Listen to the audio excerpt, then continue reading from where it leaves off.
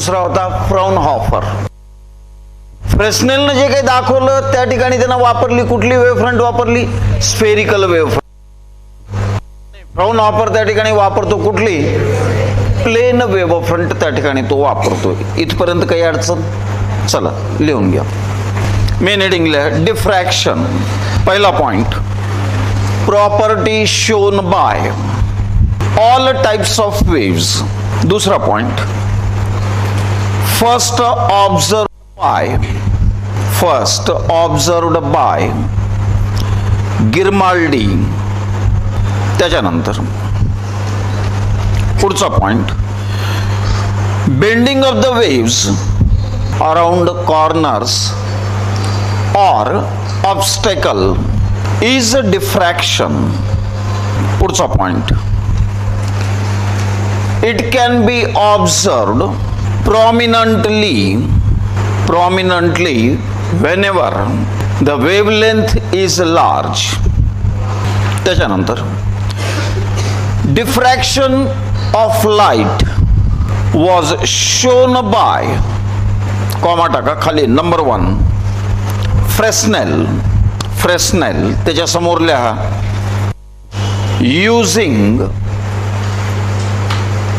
Using काय लिहिणार? Spherical wave front.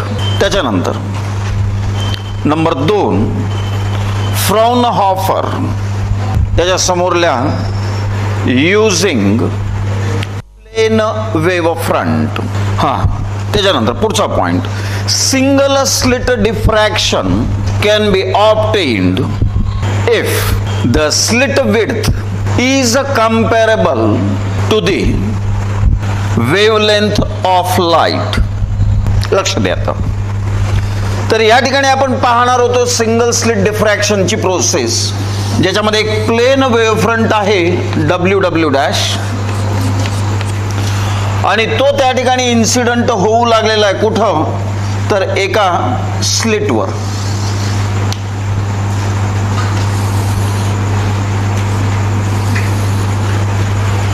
आणि स्लिट आहे या ठिकाणी कोण? AB ही स्लिट आहे. आणि या स्लिटची जी काही विड्थ आहे, ही विड्थ किती आहे? तर स्मॉल a इतकी विड्थ आहे तिची. या स्लिटच्या समोर त्या ठिकाणी कॉन्व्हेक्स लेन्स ठेवलेला आहे डिफ्रॅक्शन पॅटर्न क्लिअर दिसण्यासाठी. आणि तो डिफ्रॅक्शन पॅटर्न स्क्रीनवर त्या ठिकाणी घेतला आहे. आणि स्क्रीन कुठं आहे? तर त्या ठिकाणी at the focal length of the convex lens, तेवढ्या अंतरावर त्याला ठेवण्यात आलेलं आहे. तुमच्या ह्या स्लिटचा परपेंडिक्युलर बायसेक्टर जर टाकला तर तो C पॉइंट पासून निघेल आणि स्क्रीनवर त्या ठिकाणी तो कुठं जाईल? O पॉइंटला जाऊन रीच होईल. या ठिकाणी इन्सिडंट होणारे जे काही रेज आहेत ते रेज त्या ठिकाणी ट्रॅव्हल करतील आणि O पॉइंटला येतील, सच दॅट A पासून O पर्यंतचं अंतर आणि B पासून O पर्यंतचं अंतर कसं आहे? सारखं. अंतर सारखं असेल तर अंतरातला फरक किती असेल? 0. म्हणजे पाथ लेंथ जर सारखी असेल तर पाथ डिफरन्स किती असतो? 0 असतो. म्हणजे at point O the light waves arrive with 0 path difference. आणि त्याच्यामुळं त्या ठिकाणी काय घडायला चालू होतं? इथं कन्स्ट्रक्टिव्ह इंटरफेरन्स टाईप घडायला चालू होईल. आणि त्या ठिकाणी कोण असेल? ब्राईट बँड असेल, किंवा यालाच त्या ठिकाणी सेंट्रल मॅक्सिमा असं म्हणतात, किंवा यालाच त्या ठिकाणी प्रिन्सिपल मॅक्सिमा असं देखील म्हणतात. म्हणजे O पॉइंटला त्या ठिकाणी तुमचा प्रिन्सिपल मॅक्सिमा असेल. समजा जर त्या ठिकाणी एखादा P पॉइंट जर मी घेत असेल तर जो या O पॉइंट पासून x अंतरावर आहे आणि या C पॉइंट पासून जर P ला जर जोडलं तर त्या ठिकाणी हा जो काही अँगल असेल हा अँगल किती आहे थीटा आहे.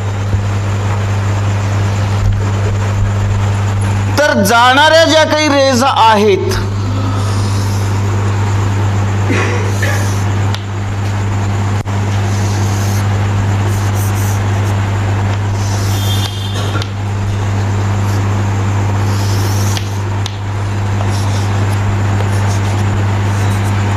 त्या पी पॉइंटला अशा पद्धतीनं जातील.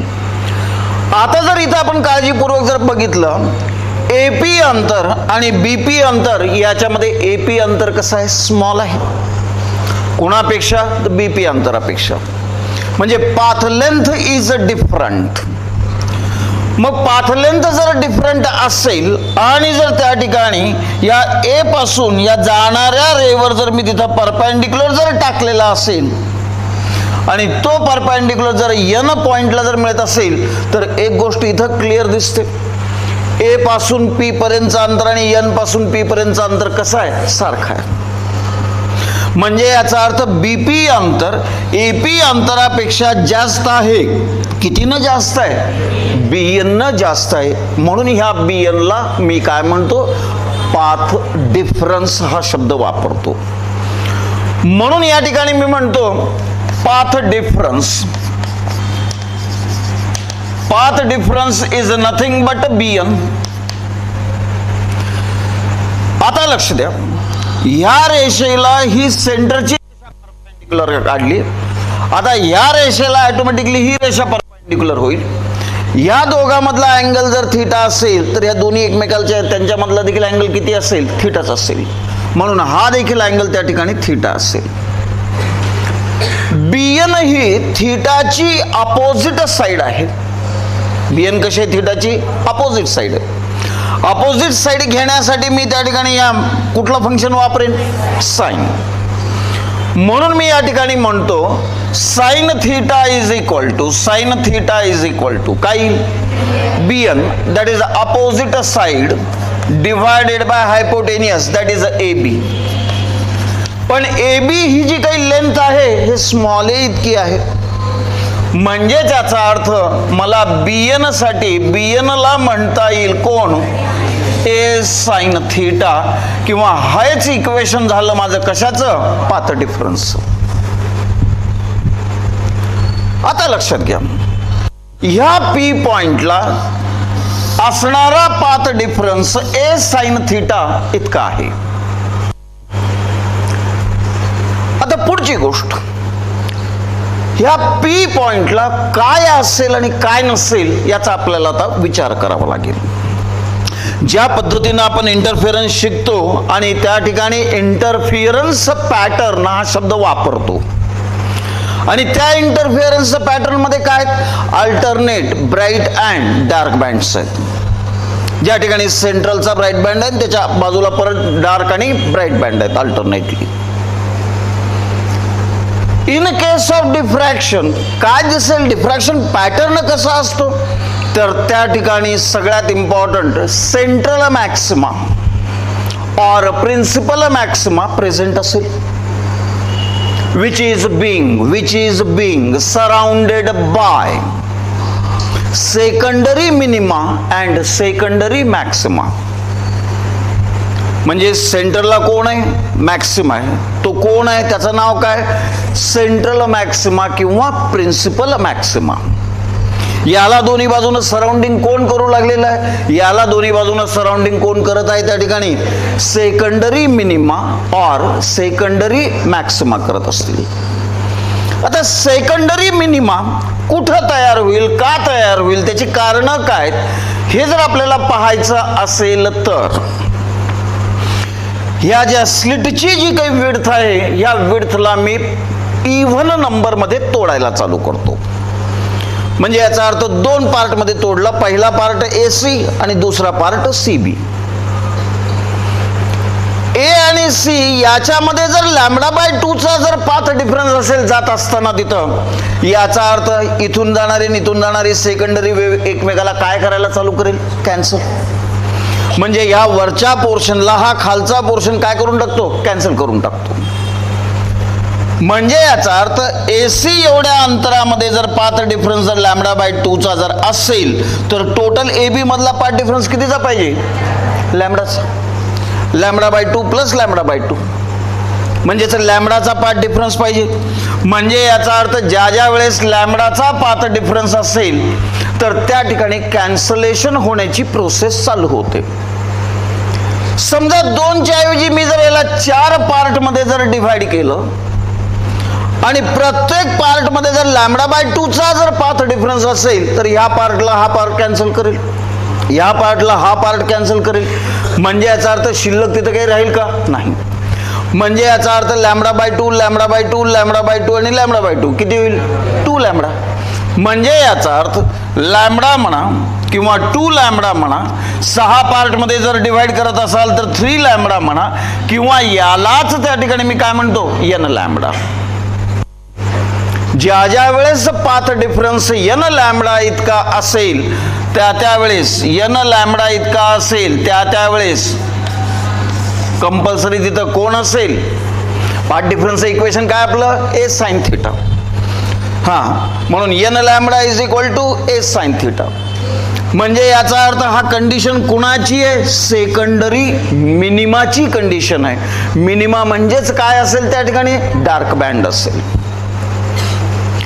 म्हणजे डार्क बँड कुठं कुठं एक्झिस्ट होतील तर या कंडिशनला. इथं n ची किंमत काय असेल? n ची किंमत असेल 1, 2, 3, डॉट डॉट. बरोबर. आता मी जर तुम्हाला म्हणलं n ची किंमत जर मी 1 ठेवत असेन तर काय कळालं? पहिला सेकंडरी मिनिमा. n ची किंमत 2 असेल तर सेकंडरी मिनिमा. 3 असेल तर थर्ड सेकंडरी मिनिमा. आता लॉजिक इथं थोडंसं आपण वेगळं लढवू. मी हा a इकडे खाली घेतो डिनॉमिनेटरला आणि मी असं लिहितो theta is equal to sine inverse of n lambda divided by a. बरोबर आहे.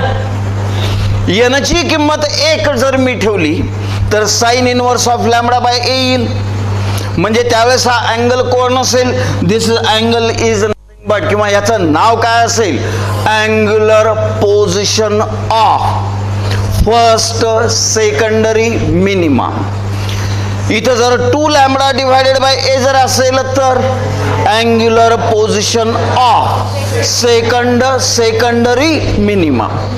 आता इथं मी n ठेवलेला आहे. याचा अर्थ काय झालं? याचा अर्थ असेल हा कोण असेल?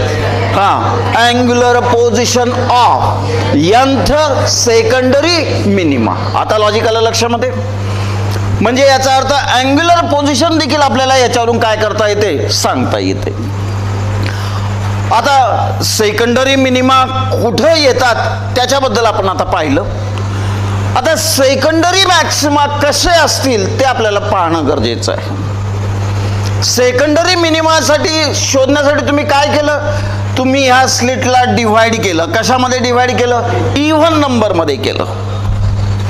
आता ह्या स्लिटला मला डिव्हाइड करू द्या कशामध्ये? ऑड नंबर मध्ये. म्हणजे याचा अर्थ याला जर मी त्या ठिकाणी 3 पार्ट मध्ये जर डिवाइड केलं, 1, 2 आणि 3 पार्ट मध्ये डिवाइड केलं, ह्या पार्ट आणि ह्या पार्ट मध्ये जर λ/2 चा जर डिफरन्स असेल प्रत्येकामध्ये, हा याला कॅन्सल करेल, मात्र याला कॅन्सल कोणीच करणार नाही. म्हणून याची लाईट त्या ठिकाणी एक्झिस्ट होईल. टोटल लाईटच्या किती पार्टची लाईट आहे तिथं? 1/3 पार्टची. म्हणजे याचा अर्थ त्या ठिकाणी काय घडेल तर पहिल्यांदा त्या ठिकाणी हे λ/2 आणि λ/2 म्हणजे किती आलं? 3 λ/2 किंवा किती पार्ट मध्ये मला डिवाइड करता येईल? 5. म्हणजेच काय असेल? 5 λ/2, 7 λ/2 अँड सो ऑन. आता लक्ष द्या, 3, 5, 7 अशी परिस्थिती असताना ज्यावेळेस इथं 3 असेल त्यावेळेस इंटेन्सिटी काय असेल? इथं 1/3. इथं 5 असताना इंटेन्सिटी काय असेल? त्या ठिकाणी 1/5 इंटेन्सिटी असेल.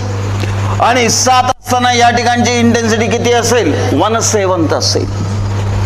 म्हणजे याचा अर्थ यालाच मला म्हणता येईल हे 2n+1 इंटू लॅम्बडा बाय 2 म्हणता येईल मला.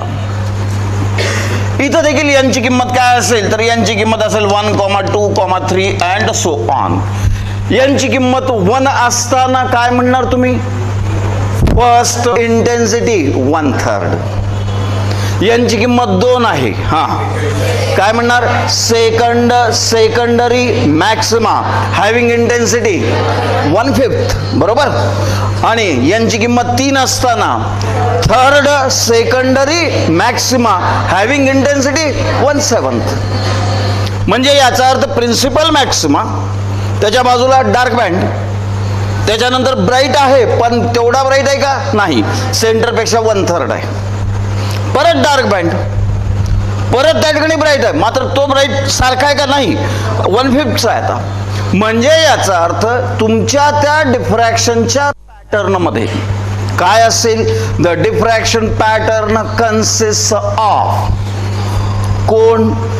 प्रिन्सिपल मॅक्सिमा और सेंट्रल मॅक्सिमा सराउंडेड बाय, कोणी सराउंड केलेलं आहे? Surrounded by secondary minima and secondary maxima.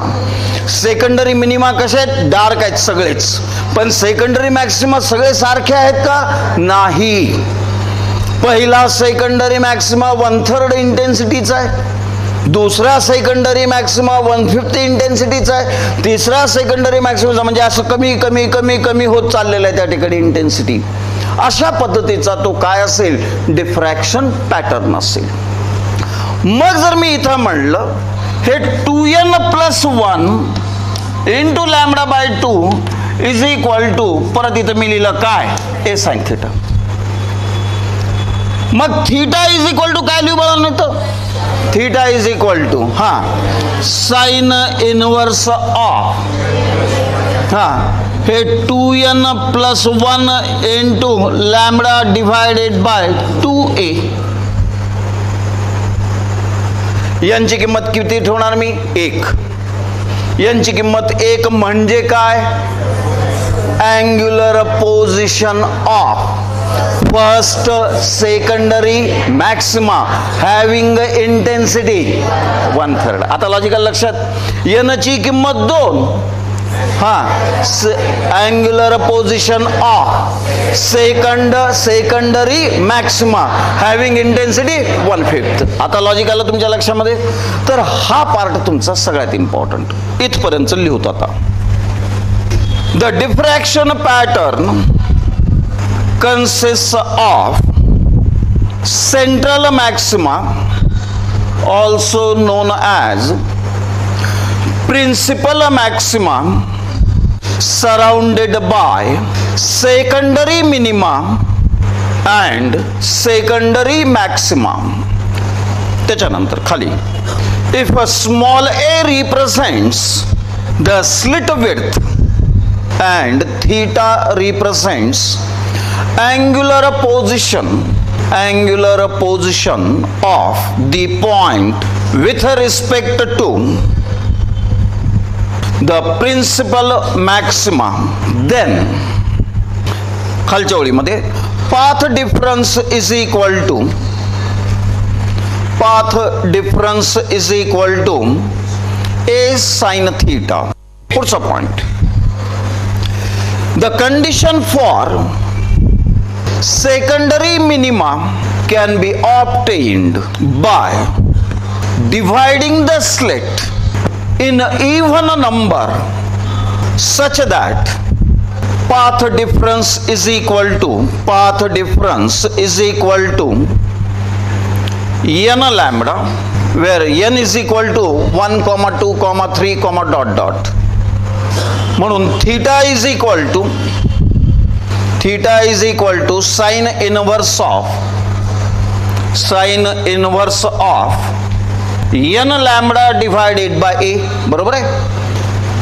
sin inverse of n lambda divided by a.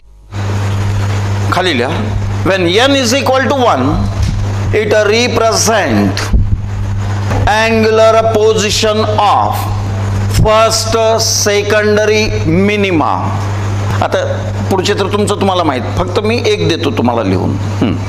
Next point, condition for secondary maxima can be achieved by dividing the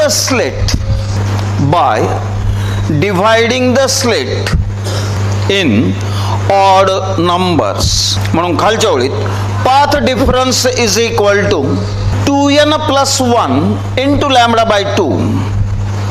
खाली लिहा, where n is equal to 1, 2, 3, dot dot. When n is equal to 1, there exists, काय exist होईल? There exists first secondary maxima, first secondary maxima having intensity 1/3, त्याच्यानंतर when n is equal to 2, काय लिहिणार? it is secondary maxima having intensity 1/5. पुढचं तुमचं तुम्हाला लिहिता येईल. मग त्याच्या पुढं 3ला गेलं की 7 येईल, त्याच्यानंतर ऑटोमॅटिकली ते येत जाईल पुढं. लिहा खाली. म्हणून theta is equal to sine inverse of 2n plus 1 into lambda divided by 2a. Theta is equal to sine inverse of 2n plus 1 into lambda divided by 2a. एकच लिहू त्याच्यापैकी. When n is equal to 1, it represents angular position of first secondary maxima having intensity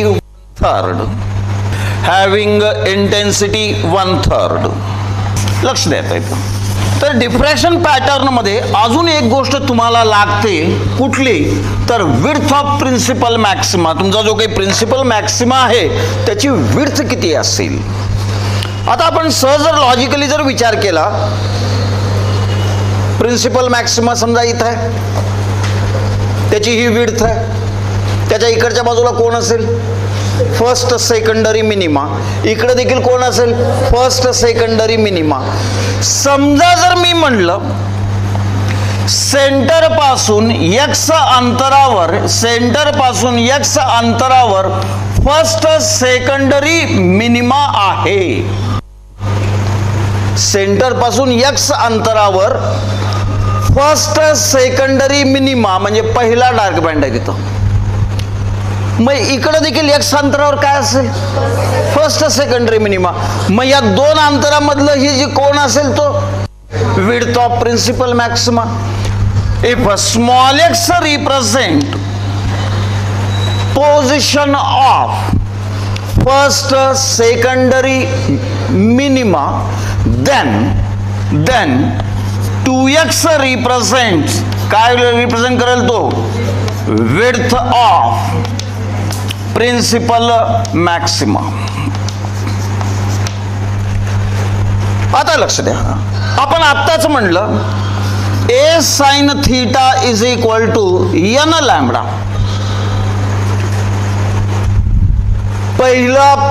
first secondary minima मला घ्यायचंय म्हणल्यानंतर मी यांची किंमत किती ठेवू? 1. म्हणजे याचा अर्थ लॅम्बडा. म्हणून या ए ला मी उचललं, याच्या खाली टाकलं. Sine theta is equal to lambda divided by A. आता जर मी या ठिकाणी ट्रायंगल कन्सिडर केला, सी ओ आणि पी हा ट्रायंगल जर कन्सिडर केला, त्याच्यामध्ये हा अँगल देखील कोण आहे बाळांनो? थीटाच आहे. मग साइन थीटा काय असेल? अपोजिट साइड म्हणजे कोण आहे? X. Opposite side x divided by CP, divided by CP. तुमच्या ह्या स्लिट पासून तुमची स्क्रीन कॅपिटल डी इतक्या अंतरावर जर असेल तर हे कॅपिटल डी अंतर कशामध्ये असेल? मीटरमध्ये असेल. तर हे स्मॉल एक्स अंतर कशामध्ये असेल? मिलीमीटर मध्ये असेल. म्हणजे याचा अर्थ ही अशी अवस्था असेल.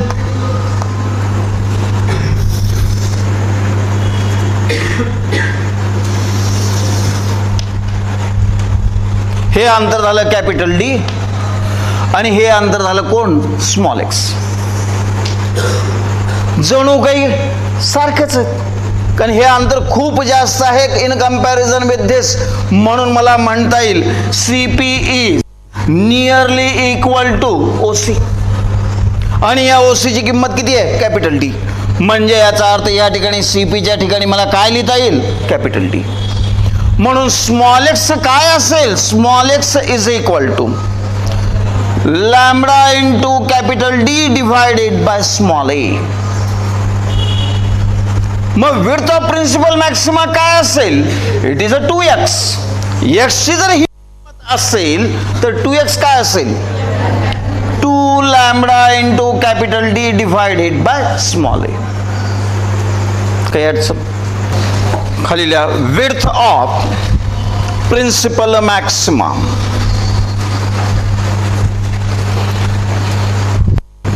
त्याच्यामध्ये लिहा if a small x represents the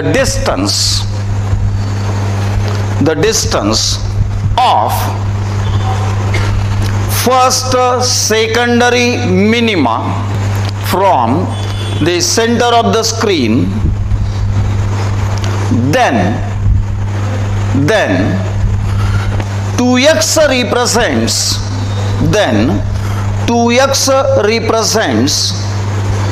the width